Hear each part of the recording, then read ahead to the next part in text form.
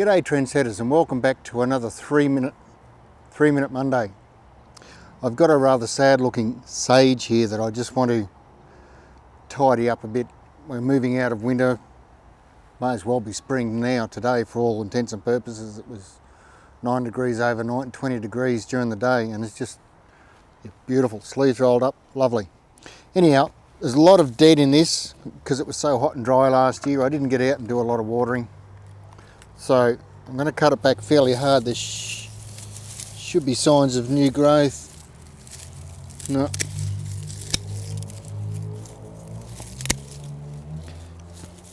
Cut all this dead back out of the way. It is a pretty sad little sage. Hopefully I can bring it back. Cut all the dead wood out. This little bit of growth here, I won't cut that hard, I'll just trim it a little bit. I still want all these old gnarly looking ones around the outside out of the way.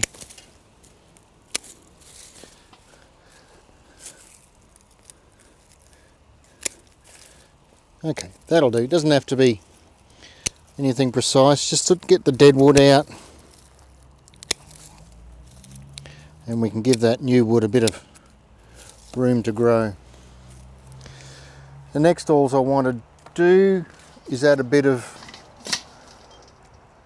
rooster booster, pelletized chicken manure, just a good handful around the outside. Just scuff it into the soil surface a bit. Another dead branch there I'll take out. And this who flung dung that I made the video on yesterday, I'm liking it more and more all the time.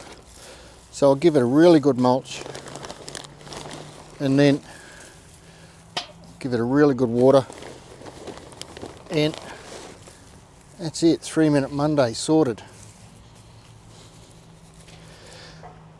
What I do with my sage, I make a nice sage tea.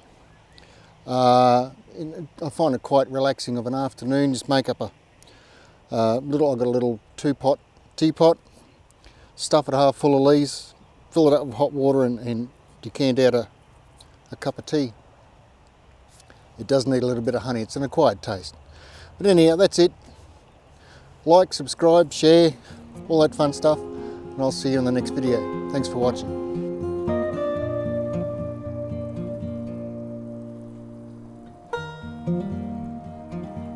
Thank you.